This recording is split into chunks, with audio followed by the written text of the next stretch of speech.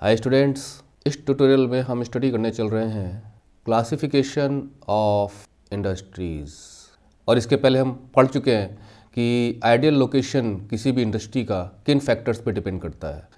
कि जो factors of production होते हैं उनमें से ये भी देखा जाता है कि सबसे लीस्ट कॉस्ट हमें प्रोडक्शन की कहाँ पर आएगी, रॉ मटेरियल्स कैसे मिलेंगे, और उसके अलावा जो अदर इकोनॉमीज़ थी उन्हें भी हमने स्टडी किया था और बाद में एग्लोमेरेशन इकोनॉमीज़ के कंसेप्ट को भी क्लियर किया था। एक ऊपर फिगर दी गई है, इसको भी आप देख लेते हैं। आइडियल लोकेशन यानी decision to locate factory depend करता है कि प्रोडक्शन की कॉस्ट कितनी आएगी। मतलब अगर आपको यहाँ पे लोकेट करना है इंडस्ट्री को, और cost of operating raw material कि अगर शुगर इंडस्ट्री आप लगा रहे हैं तो शुगर केन आपको चाहिए। अब पता चला कि शुगर केन की सप्लाई आपकी लीस्ट डिस्टेंस लगभग 30 किलोमीटर का है, तो निश्चित है कि यहाँ से यहाँ तक ट्रांसपोर्टेशन कॉस्ट हाई हो जाएगी।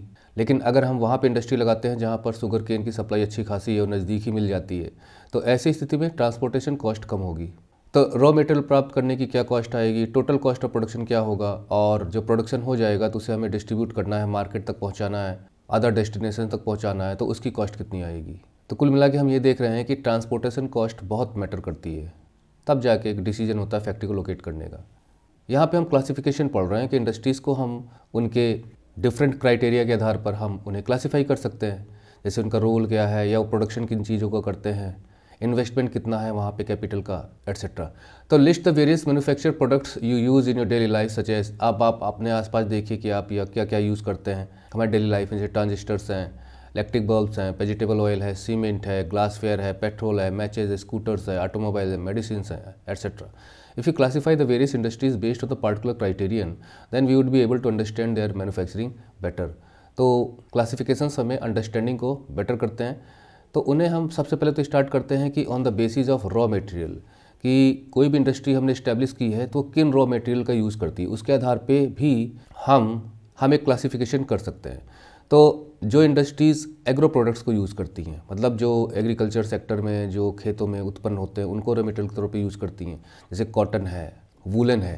तो आप जानते हैं कि प्राइमरी सेक्टर में लाइव स्टॉक रेयरिंग भी आ जाता है, जूट है, सिल्क है, टेक्सटाइल है, रबर है, शुगर है, टी है, कॉफ़ी है, एडिबल ऑयल है। ये एग्रो बेस्ड इंडस्ट्रीज़ हो जाएंगी, क्योंकि वो प्रोडक्ट्स तैयार करने से पहले जो रॉ मटेरियल उनको चाहिए होता है वो प्राइमरी सेक्टर से आता है, तो एग्रो बेस्ड इंडस्ट्रीज़ हो गई। इसके बाद मिनरल्स, ये भी प्राइमरी सेक्टर की इंडस्ट्री है, क्योंकि जो मिनरल्स हम ज़मीन से निकालते हैं, नेचुरल गैस एटसेट्रा सब, तो वो मिनरल बेस्ड इंडस्ट्रीज़ आ जाएंगी, जैसे आयरन स्टील है, सीमेंट है, एल्यूमिनियम है, मशीन टूल्स है, एंड पेट्रोकेमिकल इंडस्ट्रीज़ है। ओके, तो ये पूरा का पूरा आप देख रहे हैं प्राइमरी सेक्टर से रिलेटेड है। इसके बाद आता है कि इंडस्ट्रीज़ के रोल क्या है किसी भी इकनॉमी में, तो उसके आधार पे बेसिक की इंडस्ट्रीज़, ये तो आप समझ गए होंगे, बेसिक की इंडस्ट्रीज़ का मतलब जो अदर इंडस्ट्रीज़ को एड करें। मतलब कि अगर कोई इंडस्ट्री चल रही है और उसे कोई रॉ मटेरियल की आवश्यकता है और वो प्राइमरी सेक्टर से नहीं मिल रहा है बल्कि सेकेंडरी सेक्टर से हमें मिल रहा है, तो ये सप्लायर के तौर पे काम करती हैं। तो those which supply their products as raw materials to manufacture other goods, तो इनसे जो प्रोडक्ट्स तैयार होते हैं वो रॉ मटेरियल के तौर पे काम आते हैं और गुड्स बनाने में, जैसे कि आयरन एंड स्टील है। तो अब ये यूज होगा जो डिफरेंट आयरन और स्टील के प्रोडक्ट्स तैयार किए जाते हैं, जैसे बर्तन वगैरह है, कॉपर स्मेल्टिंग है, एल्युमिनियम स्मेल्टिंग है। तो ये जो हमने यहाँ पे एग्जाम्पल पढ़े हैं, वास्तव में ये डायरेक्ट मार्केट में कंज्यूमर्स नहीं खरीदते हैं, बल्कि ये अदर इंडस्ट्रीज में जाके इनसे प्रोडक्ट तैयार होते हैं। इसके बाद कंज्यूमर इंडस्ट्रीज़ हैं, ये तो बहुत ईजी है समझना, कि वो इंडस्ट्रीज जो कंज्यूमर के लिए प्रोडक्ट्स तैयार करें, मतलब produce goods for direct use of consumer. जैसे शुगर है, तो ये शुगर इंडस्ट्री में बना नहीं कि आ गया मार्केट में। टूथपेस्ट है, पेपर है, स्विंग मशीन्स हैं, फैंस हैं, ये इंडस्ट्री में बने और आ गए मार्केट में। अब मान लीजिए स्विंग मशीन में अगर आप आयरन का यूज़ कर रहे हो, तो निश्चित है कि इस इंडस्ट्री का सपोर्ट लेना पड़ेगा। इसके बाद आता है कैपिटल इन्वेस्टमेंट के आधार पे, कि कितना पैसा आप लगा रहे हो किसी इंडस्ट्री को इस्टेब्लिश करने में, उसी हिसाब से बड़ी और छोटी इंडस्ट्री हो सकती है। तो small scale industries defined with reference to maximum investment. तो एक होते छोटे स्केल की इंडस्ट्रीज, स्मॉल स्केल इंडस्ट्रीज, जिन्हें हम लघु उद्योग कह सकते हैं। तो इसका भी क्राइटेरिया है कि कितना मैक्सिमम इन्वेस्टमेंट अलाउड होता है कि वो किसी यूनिट को इस्टेब्लिश करने में असेट्स में लगा सकती हैं। अरे भाई, कोई फैक्ट्री इस्टेब्लिश होती है, उसमें मशीनें लगती हैं ना, वो भी तो असेट्स ही तो हैं, तो ज़्यादा तो इन्वेस्टमेंट इसी में होगा। This limit has change over a period of time, क्योंकि हम स्मॉल स्केल इंडस्ट्री उसे कहेंगे जब हमने कोई तय सीमा की होगी, भाई इतना इन्वेस्टमेंट अगर होता है तो वो इंडस्ट्री को हम स्मॉल स्केल इंडस्ट्री कहेंगे। तो ये इंडस्ट्री बेस्ड होती है इस क्राइटेरिया पे कि कितना इन्वेस्टमेंट किया है उस फर्म को लगाने में, इंडस्ट्री को लगाने में। इस वक्त जो बुक में लिखा है वही मैं बोल रहा हूँ कि 1 करोड़, अगर कोई 1 करोड़ इन्वेस्टमेंट करके कोई फैक्ट्री इंडस्ट्री लगाता है तो स्मॉल स्केल इंडस्ट्री आएगी, और अगर उसके ऊपर का इन्वेस्टमेंट है तो लार्ज स्केल इंडस्ट्री आ जाएगी। अब आयरन और स्टील किस कैटेगरी में आप रखोगे? जी हाँ, लार्ज स्केल इंडस्ट्रीज़ में। On the basis of ownership, ownership किसकी है, इस आधार पे भी हम क्लासिफिकेशन कर सकते हैं कि गवर्नमेंट की कंपनी है, यानी गवर्नमेंट ने उसे ओपन किया है और वहाँ पे गवर्नमेंट के एम्प्लॉय काम करते हैं, या प्राइवेट इंडिविजुअल्स की है, या ग्रुप ऑफ इंडिविजुअल्स की कंपनी है, लोगों ने मिलकर खोली हुई है और गवर्नमेंट नहीं है बल्कि वहाँ पे वो प्राइवेट कंपनी अपने एम्प्लॉय रखती है वहाँ पे।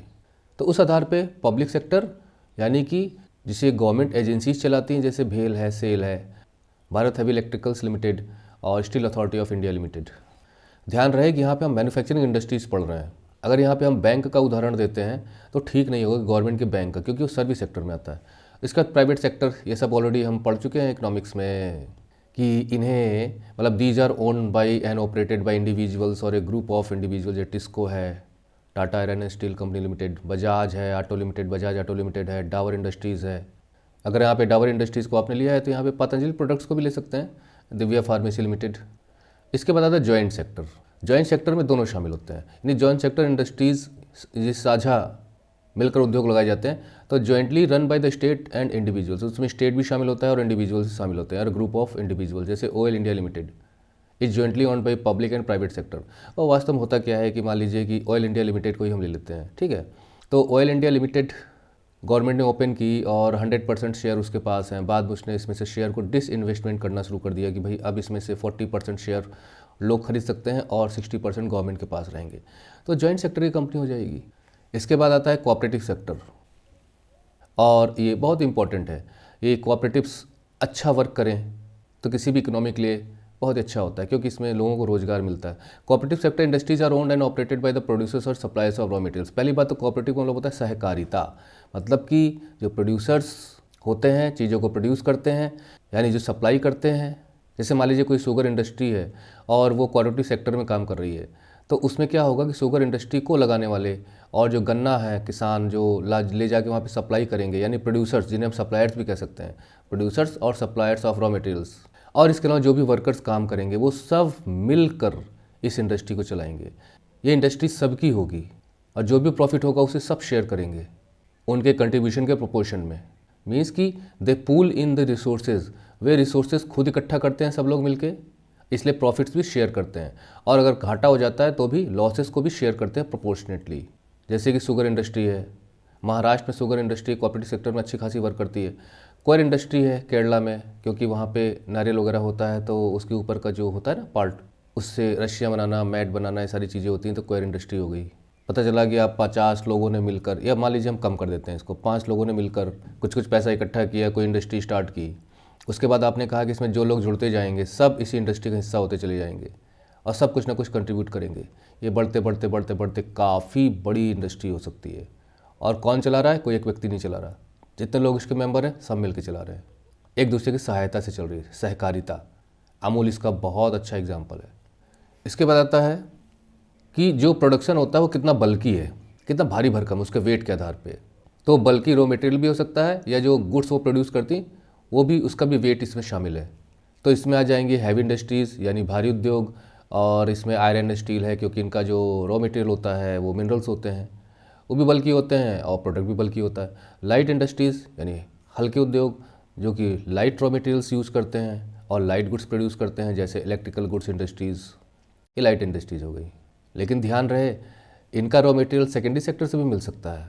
भाई अगर तार बनाने वाली कोई कंपनी है तो हो सकता है उसे किसी रॉ मटेरियल को यूज़ करना पड़े जो अदर इंडस्ट्री, यानी कि जो बेसिक और की इंडस्ट्रीज़ में आ सकता है, जो तार बनाती हो, वायर बनाती हो, और हाँ इस इंडस्ट्री को सपोर्ट मिलता हो इस इंडस्ट्री से, क्योंकि भाई आयरन स्टील से जो आयरन तैयार होगा, सीड्स बन के निकलेंगी, उसी में से तो वायर बनाया जाएगा।